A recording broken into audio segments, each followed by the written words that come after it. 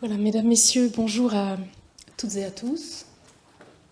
Bienvenue dans cette conférence spéciale de la juge Hilary Charlesworth, qui est juge, vous le savez, à la Cour internationale de justice depuis novembre 2021.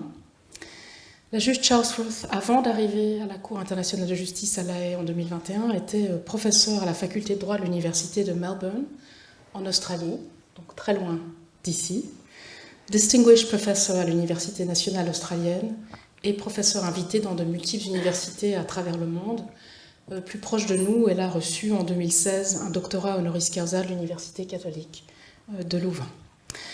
Hilary est la 5e femme élue à la Cour internationale de justice depuis sa création.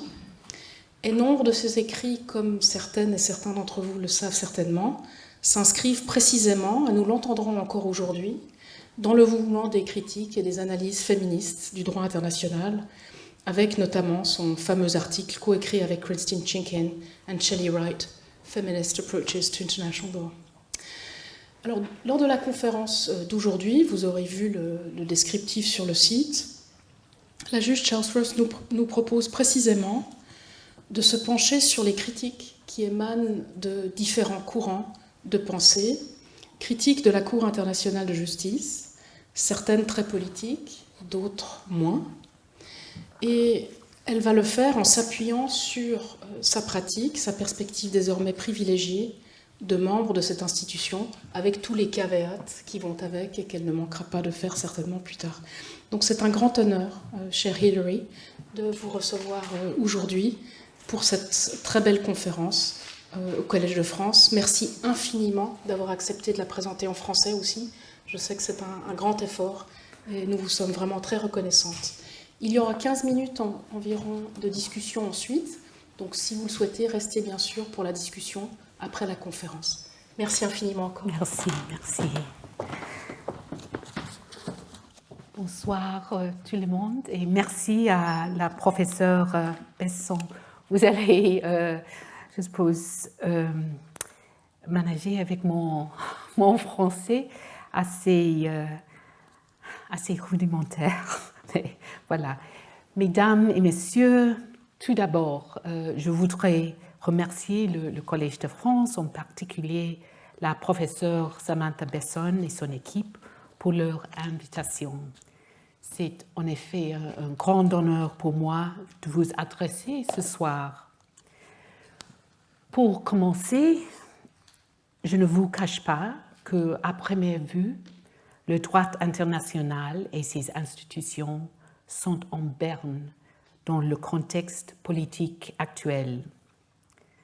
Avec la résurgence des nationalismes partout dans le monde, l'idée d'un système juridique international qui imposerait des obligations sur les États n'a vraiment pas le vent en poupe. Dans ce contexte, j'aborderai le rôle de la Cour internationale de justice, dont je suis membre, et qui, comme vous savez, se trouve aux Pays-Bas. Et la voilà. Je discuterai certaines critiques qu'elle a suscitées, critiques qui ne proviennent pas des responsables politiques, mais plutôt de la communauté juridique internationale. À mes yeux, ces critiques sous-estiment ou surestiment le pouvoir du droit international d'influencer le comportement des États. Et je soutiendrai que le droit international doit être compris comme l'un des fils d'un tissu réglementaire, un fil dont la force dépend de son tissage avec d'autres formes d'influence. Et je montrerai que le pouvoir de la CIJ, aussi limité soit-il, n'en reste pas moins un élément central dans la communauté internationale. Permettez-moi de commencer par présenter la Cour internationale de justice en vous donnant 3 dates. La première, ici, nous sommes en 1899 et ce sont les délégués à la conférence de paix de La Haye Cette conférence a été impulsée par le tsar Nicolas II de Russie. La création d'une structure institutionnelle pour l'arbitrage international, la Cour permanente d'arbitrage, était un produit de cette conférence. Elle se situe dans le Palais de la Paix, la voilà encore une fois, un bâtiment financé par l'Américain écossais Andrew Carnegie. Et vous le voyez ici en 1913 à l'ouverture de la Palais de Paix. Deuxième date, 1922, toujours à La Haye, dans le Palais de la Paix et à côté de la CPA, est inaugurée la Cour permanente de justice internationale, le premier tribunal international permanent à compétence générale. Et ce sont des photos, mais ce que j'aime bien, celui-là, c'est assez artistique, je crois, comme portrait de la Cour. Donc, la Cour a, comme je disais, compétence générale. Et entre 1923 et 1940, la Cour permanente examine 29 affaires en traité et rend 27 avis consultatifs. Et pour les étudiants de droit international parmi vous, c'est le cas de l'affaire du usine Chorzów en Pologne. C'est en train de délibération là-bas. Le troisième date, c'est 1946. Après la Deuxième Guerre mondiale, en vertu de la Charte des Nations Unies, la Cour internationale de justice remplace la Cour permanente. Et voilà, vous voyez ici le comité de rédaction du statut de la Cour aux États-Unis, à Washington. La nouvelle Cour hérite alors un statut presque identique à celui de son ancêtre, mais elle est élevée au rang d'organe principal de l'ONU, c'est-à-dire au même niveau que le Conseil de sécurité et l'Assemblée générale. Quelques mots sur sa composition. D'abord, 15 juges qui doivent être de nationalités différentes. Et voilà, mes collègues, une photo de l'année dernière. Malheureusement, nous avons perdu notre président, Nawaf Salam, et nous ne sommes que 14 juges à ce moment. Mais tout le monde, et donc le président là-bas, évidemment, maintenant il est Premier ministre du Liban. Des juges sont élus par l'Assemblée générale et le Conseil de sécurité de l'ONU pour des mandats renouvelables de 9 ans. Je précise 15 juges de nationalités différentes, car le statut de la Cour impose, et je cite l'article 9, la représentation des grandes formes de civilisation et des principaux systèmes juridiques du monde dans la Cour dans son ensemble. Quelles sont les compétences de la Cour? On la confond souvent avec la Cour pénale internationale qui se situe aussi à La Haye. Donc, je dois être précise. La Cour internationale de justice ne traite que des différends entre États et donc ne traite pas d'affaires concernant des individus. Autre point. Comment la Cour est-elle sollicitée? Il faut d'abord comprendre que la Cour n'a pas de pouvoir discrétionnaire pour sélectionner elle-même les affaires dont elle est saisie. Lors de la rédaction de la Charte des Nations Unies à la conférence de San Francisco en 1945, la question de savoir si la Cour devait avoir une juridiction obligatoire a été débattue. L'Australie et la Nouvelle-Zélande, par exemple, ont défendu cette position. Et voilà le chef de la délégation australienne, Dr. H.V. Evatt, un nom très bien connu en Australie, et il signe la Charte des Nations Unies. Mais finalement, c'est le point de vue des États-Unis, de l'Union soviétique et du Royaume-Uni selon lequel la compétence devrait être volontaire qui a prévalu. Cela signifie que les États ne peuvent être contraints de soumettre leurs différends à la Cour. Il y a 3 voies par lesquelles la Cour peut être saisie. Tout d'abord, les États peuvent faire une déclaration d'acceptation de la juridiction obligatoire de la Cour. À l'heure actuelle, 74 États, soit près de 40% des membres des Nations Unies, ont fait des déclarations de ce genre. Certains États, dont la Chine, la France en 1974 et les États-Unis, ont retiré leur déclaration. Il est frappant de constater qu'un seul des 5 membres permanents du Conseil de sécurité, le Royaume-Uni, dispose encore d'une telle déclaration en vigueur. La déclaration la plus récente est celle de l'Iran, qui date de juin 2023. De nombreuses déclarations, comme ceux de mon pays, l'Australie, sont toutefois accompagnées de réserves importantes qui limitent la compétence de la Cour. Deuxième voie, la Cour peut être aussi saisie lorsque les 2 États sont partis à un traité qui confère à la Cour la compétence de trancher les différends entre eux. C'est le cas, par exemple, pour la Convention pour la prévention et la répression du crime du génocide, la Convention sur l'élimination de toutes les formes de discrimination raciale et la Convention contre la torture.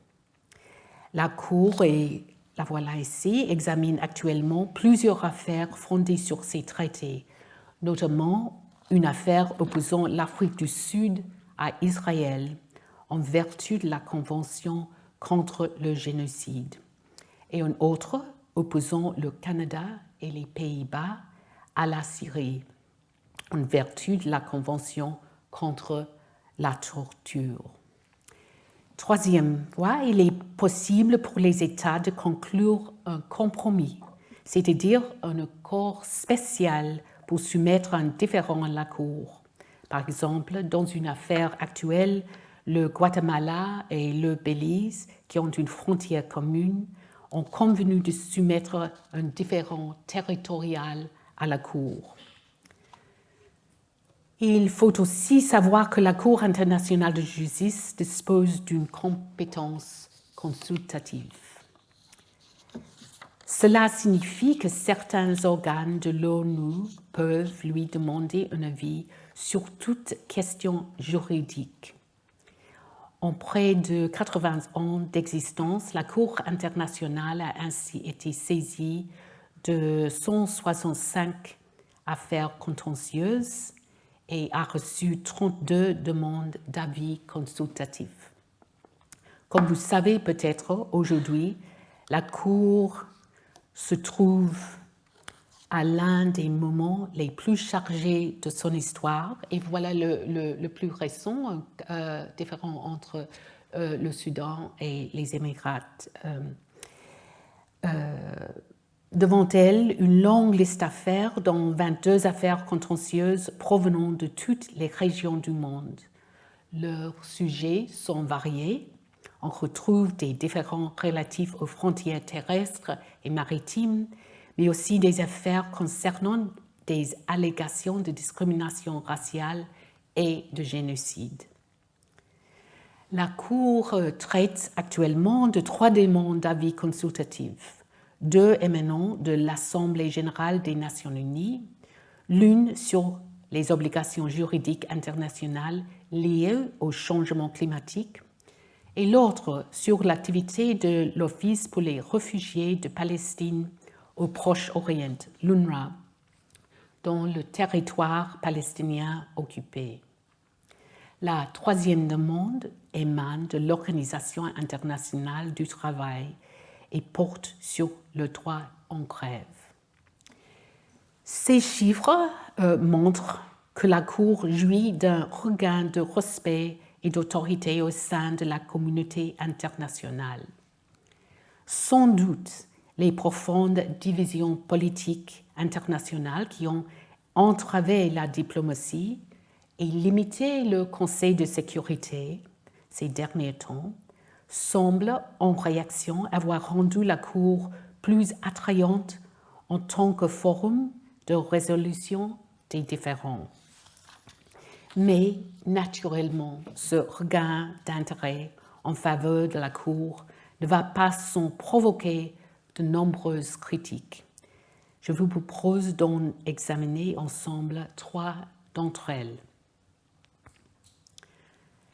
La première critique est celle dite réaliste, qui fait florès notamment parmi les spécialistes des relations internationales et dans les ministères des Affaires étrangères et de défense. Et voilà, je vous montre le universitaire Hans Morgenthau, qui est considéré par peut-être le père de réalisme.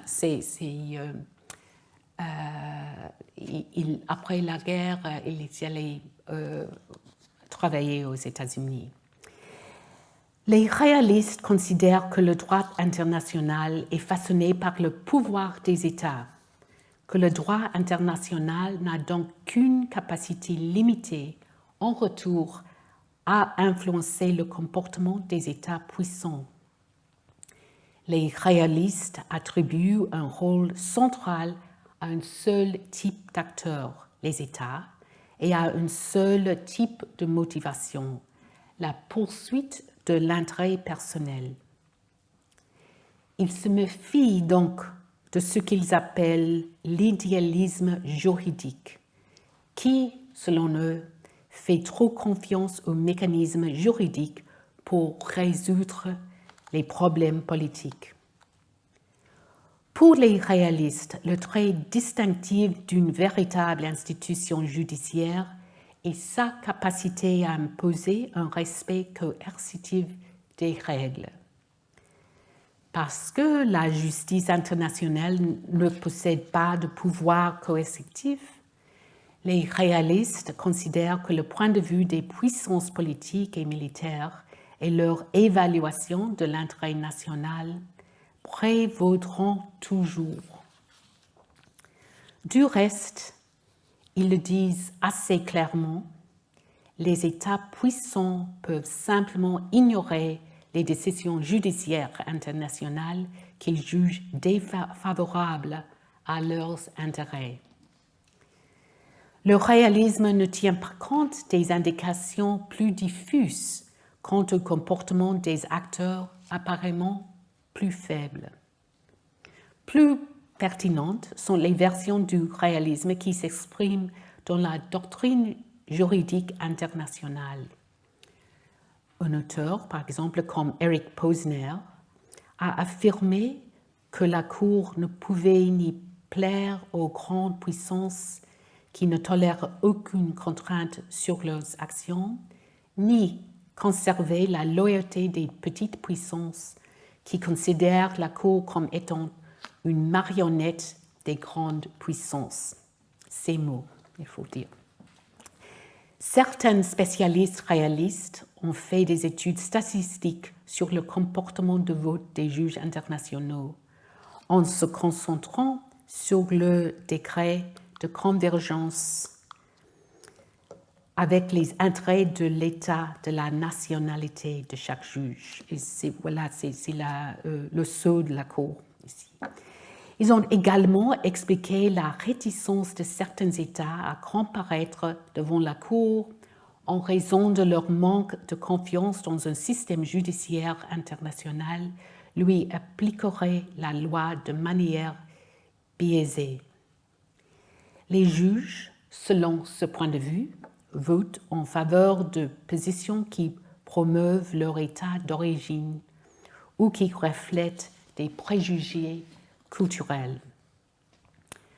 Pour conclure ce point, disons que le potentiel explicatif du réalisme est limité. Par exemple, la conception réaliste des institutions juridiques internationales comme simple outil de la politique internationale n'explique pas les situations où les États puissants se sont conformés au droit international, même si cela n'était apparemment pas conforme à leurs objectifs politiques.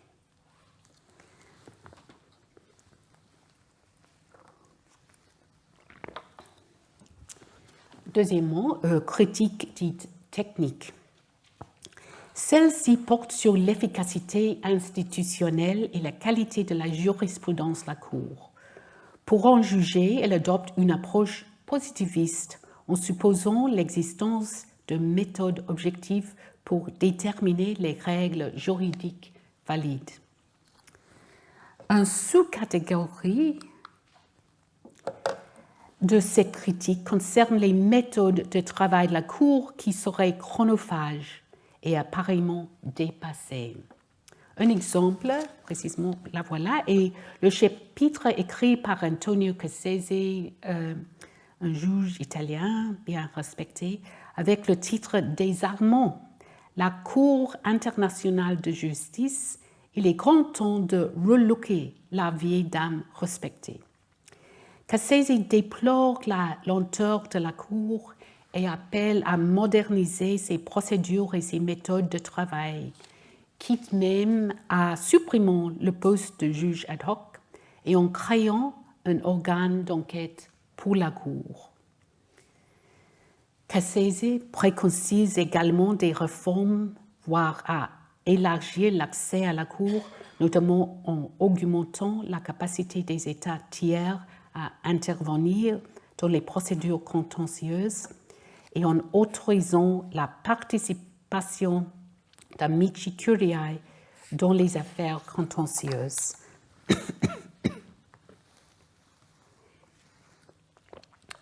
Une autre sous-catégorie d'auteurs qui épouse la critique technique de la Cour se concentre sur la qualité jurisprudentielle des arrêts. Exemple, le livre de Mark Weisberg, au titre saisissant, comme vous voyez en français, Échec de la Cour internationale de justice. Il s'agit d'une lecture plutôt décourageante pour une juge, tant est grand le scepticisme de Weisberg au respect accordé aux décisions de la CIJ, et tant est longue la liste des erreurs qu'il a identifiées dans la jurisprudence de la Cour. Selon lui, beaucoup de raisonnements douteux, des études de faits bâclées. Weisberg se montre aussi inquiet de positions politiques de la Cour. Par exemple, il donne le cas, il voit le recul du droit des États à la légitime défense. Et comme si cela ne suffisait pas, il affirme que la Cour s'appuie régulièrement sur des sources de droit non autorisées et qu'il évite souvent de résoudre des différends qui lui sont soumis. Un autre critique sévère, l'universitaire allemand Stefan Thälmann, selon qui, en matière de détermination du droit international coutumier, la méthode de la Cour internationale est, dans son mot, je cite, probablement pas son point fort. Troisièmement, des autres approches critiques. Par exemple, celle qui affirme que les intrigues politiques du droit international façonnent le règlement des différends internationaux, alors que les cours et tribunaux internationaux s'efforcent de dissimuler cet état de fait. Selon cette analyse, le langage de l'objectivité que l'on retrouve dans les arrêts dissimulerait des choix fondamentalement politiques. Au propos, l'universitaire finlandais Martti Koskiniemi, une figure très importante de l'école critique, décrit le droit international comme tentative d'allier des aspirations ambitieuses à un monde meilleur, tout en étant un ensemble de techniques professionnelles d'analyse des différends. Koskiniemi observe aussi des principes qui contiennent à la fois une aspiration idéaliste et utopique et un récit réaliste qui ferait l'apologie du pouvoir.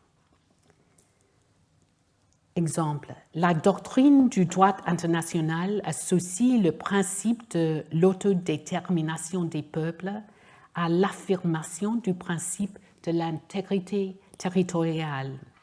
Le premier offre un outil pour critiquer la répression, tandis que le second en limite l'impact, car l'exercice du droit à l'autodétermination est contraint par l'obligation de respecter les frontières et titres territoriaux actuels. Mais tout n'est pas noir pour Koskiniemi. Par exemple, il a loué l'avis consultatif de la Cour internationale de justice sur la licéité de la menace ou de l'emploi des armes nucléaires en 1996, dans ce livre. Alors que de nombreux juristes critiquaient le fait que le cours n'avait pas déclaré illicite la menace ou l'emploi d'armes nucléaires, Koskiniemi a fait l'éloge de la vie. Il y voyait une reconnaissance honnête du fait que le droit international n'est pas un système complet. Et je cite, capable de donner une réponse à tous les problèmes normatifs concevables. D'ailleurs, dit-il, et je cite, « Pour que la voix de la justice soit entendue, le droit doit parfois rester silencieux. » Fin de citation. Je dois mentionner un autre universitaire de l'école critique, David Kennedy, il y a aussi un chapitre dans ce livre, qui a déclaré à propos du même avis consultatif que la Cour opérait dans un monde, c'est les mots de Kennedy, un monde juridique imaginaire et que son avis était à la fois rusé et lâche. Un autre critique encore, Fouad Zarbiev, qui se plaint du statut accordé aux arrêts dans la doctrine du droit international. Il affirme que cette vision centrée sur les tribunaux répétisse, voire déforme, la pensée juridique internationale. Zarbiev souligne également que les arrêts de la Cour internationale contiennent parfois des raisonnements circulaires, voire faibles. Il existe aussi les critiques féministes qui ont identifié, en premier lieu, la surreprésentation des femmes à la Cour. Au cours du siècle dernier, on compte en effet seulement 6 femmes qui ont été élues à la Cour, contre 144 hommes au cours de la même période. Des universitaires féministes se sont également penchés sur la nature genrée des décisions de la Cour, affirmant que la Cour a tendance à adopter une approche bornée à la résolution des différends internationaux. Dans le contexte des systèmes juridiques nationaux, Margaret Davies, par exemple, a souligné que le droit est généralement présenté comme une sorte de superstructure, distincte de la morale, de la politique et de la vie réelle des gens.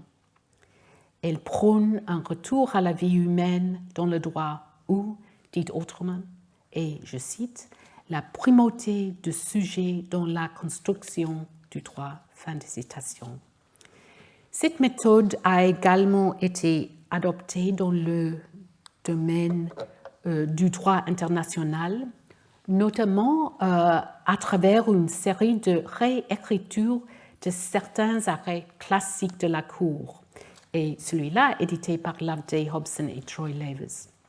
Ces réécritures illustrent le potentiel des théories féministes à façonner le droit international, même si elles ne remettent pas en question la structure institutionnelle du droit international.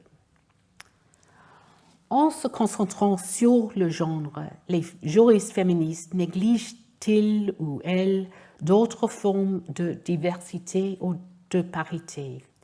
Des chercheuses et chercheurs ont proposé qu'il fallait prêter attention à la, et je cite, la diversité selon de multiples accès et de multiples catégories de points de vue et d'expérience, tout en reconnaissant la fluidité de l'identité. Autre approche critique, les approches tiers-mondistes du droit international, aussi surnommées TWAIL, l'acronyme pour Third World Approaches to International Law. TWAIL s'inscrit également dans le cadre des approches critiques. L'approche TWAIL s'intéresse au contexte colonial du droit international et remet en question la prétention à l'application universelle de droit international.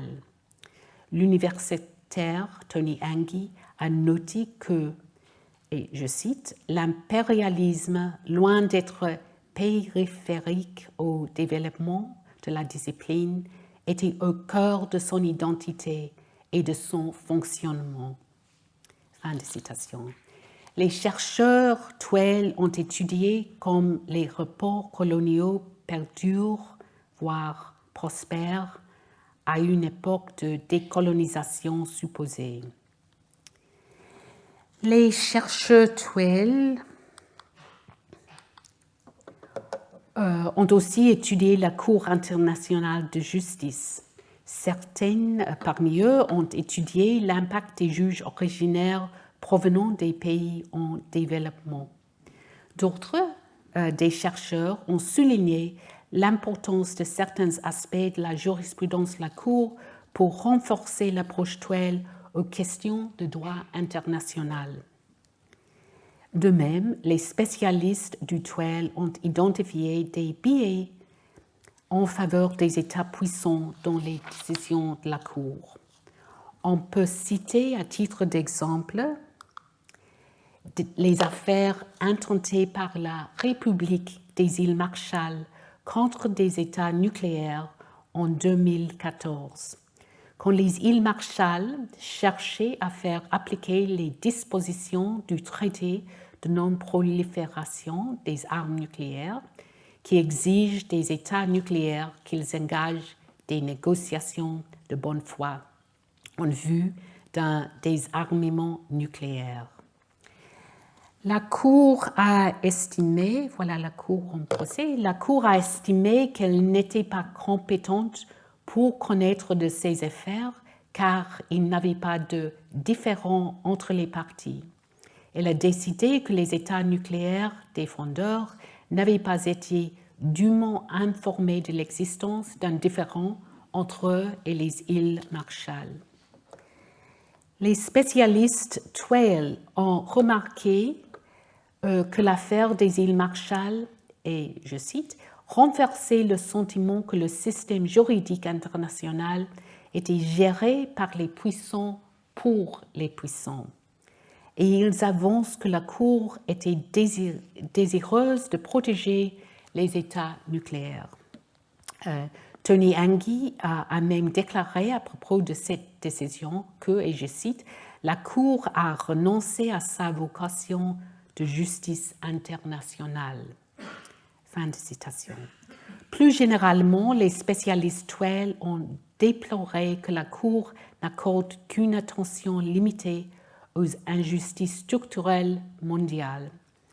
Ils lui reprochent d'être réticente à aborder des questions telles que celles des disparités économiques et de la redistribution des ressources au sein des États ou entre eux et de se concentrer plutôt sur les demandes individualisées. Ces critiques semblent être fondées sur une vision assez romantique du rôle de la Cour.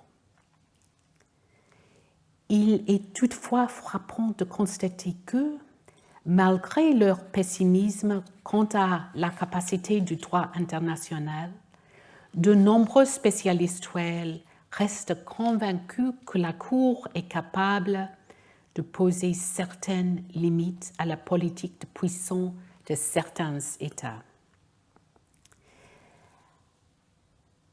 Les diverses critiques de la Cour que j'ai esquissées apportent tout un éclairage important, à mon avis. Mais soit elles sous-estiment le pouvoir du droit international, soit elles le surestiment. À mon avis, nous devrions plutôt nous inspirer des théories plus larges si nous souhaitons mieux comprendre le travail de la Cour. La théorie de la régulation, dite regulatory theory en anglais, me semble utile à cet égard et devrait être davantage mobilisée. En suivant les ouvrages socio-juridiques qui ont développé cette théorie, j'utilise ici l'idée de la régulation dans un sens large, comme, et je cite, l'activité intentionnelle consistant à tenter de contrôler, d'ordonner ou d'influencer le comportement d'autrui, ou même plus largement, simplement influencer le cours des événements. Cette conception large de la régulation inclut toutes les formes de pression visant à modifier le cours des événements, même les effets non intentionnels de l'agence. La régulation va donc au-delà des règles et des mécanismes juridiques à englober les pressions politiques, sociales, économiques et psychologiques. Alors que les réalistes en relations internationales négligent le pouvoir des institutions juridiques internationales, je l'ai dit, la théorie de la régulation souligne la multiplicité et la complexité des acteurs et de leurs motifs dans la sphère internationale, en utilisant la notion de réseau d'influence régulatrice. Au niveau mondial, chaque contrôle régulateur tend à être faible individuellement, mais en réseau, il est parfois possible que ceux qui sont en position de faiblesse l'emportent sur ceux qui sont en position de force. Bien entendu, tous les nœuds d'un réseau n'ont pas les mêmes préoccupations ou stratégies. Il peut y avoir de profondes tensions entre eux. Mais la force et le succès d'un réseau dépendent en effet de la gestion des dissonances entre les nœuds. Un théoricien inspiré par la théorie de la régulation éviterait donc d'évaluer l'efficacité du droit en se concentrant sur le degré de respect des normes, à la différence des praticiens du droit international et des théoriciens des relations internationales. Il pourrait plutôt se demander si le droit international peut être une arme des faibles, plutôt qu'un simple outil permettant aux États puissants et de renforcer leur position dominante. Ainsi, quel rôle la Cour internationale de justice pourrait-elle jouer une fois examinée sur cet angle? Un exemple est le recours de Nicaragua à la Cour en 1984, quand celui-ci a affirmé que les États-Unis avaient violé le droit international en minant les ports de Nicaragua et en soutenant les groupes paramilitaires nicaraguayens notamment les contres. Et vous voyez ici, ce n'est pas une très bonne photo, je m'excuse, de le président Reagan. Il a invité le chef du contre à le White House. C'était la première fois que la Cour était appelée à se prononcer sur les violations du droit international commises par une grande puissance à l'encontre d'un État en développement. Et voilà l'équipe nicaraguayenne. Peut-être pas quelqu'un, il y aura ceux qui reconnaître Alain Pelé et le professeur Ian Brownlee, l'équipe nicaraguayenne à cette époque. Les États-Unis ont d'abord contesté sans succès la compétence de la Cour. Puis, pour protester contre la décision de la Cour, ils se sont retirés de la procédure. La Cour a statué en faveur de Nicaragua en décidant que les États-Unis avaient l'obligation de cesser immédiatement leurs activités. Compte tenu de la non, et voilà c'est une photo à la Cour à ce temps, compte tenu de la non-participation des États-Unis, cette affaire peut apparaître comme une victoire à la Pyrrhus pour le droit international. Mais ce type de différend peut avoir une importance considérable à long terme. Ainsi, l'affaire du Nicaragua a réussi à remettre en cause la légitimité des actions américaines.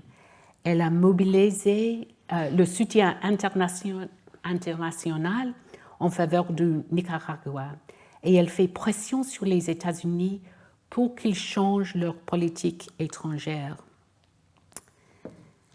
Un autre exemple du potentiel de la Cour en tant qu'arme des faibles est le mécanisme des avis consultatifs. On peut penser à l'avis sur les îles Chagos, rendu en 2019. L'enjeu était le statut de l'archipel des Chagos, vous le voyez sur la carte ici, dans l'océan Indien.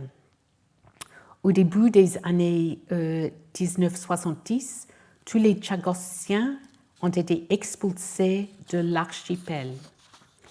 La construction d'une base militaire commune du Royaume-Uni et des États-Unis sur l'île principale de Diego Garcia a depuis empêché le retour des Chagossiens sur l'île. La République de Maurice a alors mené une campagne aux Nations Unies pour changer le statut des îles Chagos d'un territoire du Royaume-Uni au territoire mauricien. L'une des mesures de cette campagne était une demande d'avis consultatif à la Cour internationale. Et voilà, vous voyez là l'équipe de Maurice. Les procédures de la Cour ont permis aux Chagossiens eux-mêmes d'exprimer leur souffrance. Et une Chagossienne, et vous la voyez ici, Marie-Lisbeth Elysée, a témoigné de manière émouvante par vidéo de son expulsion douloureuse de son île. La Cour a estimé que l'occupation continue de l'archipel par le Royaume-Uni était illicite, alors que le Royaume-Uni avait apposé une forte résistance à la demande de l'avis consultatif. Dans les années qui ont suivi l'avis, la pression politique sur le Royaume-Uni s'est accentuée. L'année dernière, le Royaume-Uni a accepté de reconnaître la souveraineté de l'île Maurice sur les îles Chagos. Du point de vue de la théorie de la régulation, l'affaire Chagos est un bon exemple d'acteurs avisés qui sont des fils relativement faibles pour former une toile réglementaire pouvant être animée par des réseaux. C'est également dans cette optique que l'on peut comprendre la demande d'avis consultatif à la Cour sur les obligations des États en matière de changement climatique. L'idée de saisir la Cour est née dans une salle de classe d'une faculté de droit à Port Vila au Vanuatu, l'un des États les plus exposés aux effets de changement climatique. En 2019, un groupe d'étudiants, les voilà, en dernière année à l'Université du Pacifique du Sud, a proposé l'idée de saisir la Cour au ministre des Affaires étrangères de Vanuatu, qui a, à son tour, obtenu le soutien des membres du Forum des îles du Pacifique. 4 ans plus tard, en 2023, l'Assemblée générale de l'ONU a adopté la demande d'avis consultatif par consensus. C'est la première demande d'avis consultatif de la Cour qui a avoir été adoptée sans vote formel de l'Assemblée générale. Je ne veux pas surestimer le potentiel, voilà l'équipe des îles Cook à la Cour. Je ne veux pas surestimer le potentiel des avis consultatifs en tant qu'arme des faibles, car la décision de demander un avis consultatif demeure entre les mains d'organes dont les membres sont des États. Et bien sûr, la réponse éventuelle de la Cour à la demande n'est pas connue d'avance. Mais la théorie de la régulation nous rappelle qu'il peut y avoir une vision plus large de la manière dont les comportements peuvent être influencés et qu'il ne faut pas supposer que le droit est la seule influence.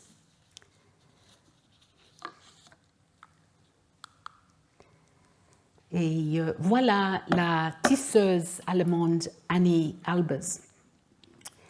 Et donc, selon mon analyse, elle est clairement au travail. Et puis, je vous montre son